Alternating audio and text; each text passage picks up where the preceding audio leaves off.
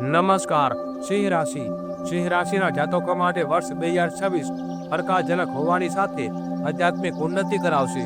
વર્ષની શરૂઆત આર્થિક દ્રષ્ટિએ સારું રહેશે. વર્ષના બીજા ભાગમાં શનિની પીડાને નજરઅંદાજ કરીને કર્મ પર ધ્યાન આપશો તો મુશ્કેલીઓથી બચી જશો. 8મા ભાવના શનિ સંઘર્ષ કરાવશે. ગુરુ લાભ ભાવમાં 11મા ભાવમાં ઉચ્ચ રાશિમાં ધન લાભના યોગ બનાવશે. મે મહિના સુધી ગુરુ નોકરીમાં ટ્રાન્સફર, પગાર વધારો અને અટકેલા કામ પૂરા કરાવશે.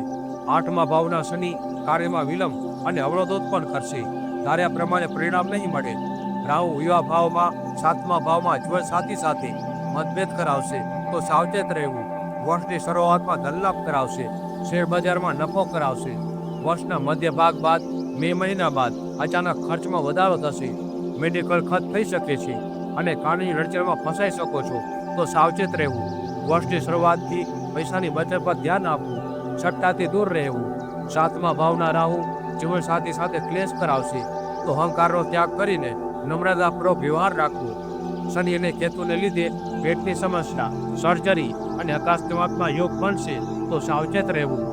અજાણ્યો ભય અને માનસિક ચિંતા પરેશાન કરી શકે છે. વ્યાયામ અને યોગથી સહારો લેવો.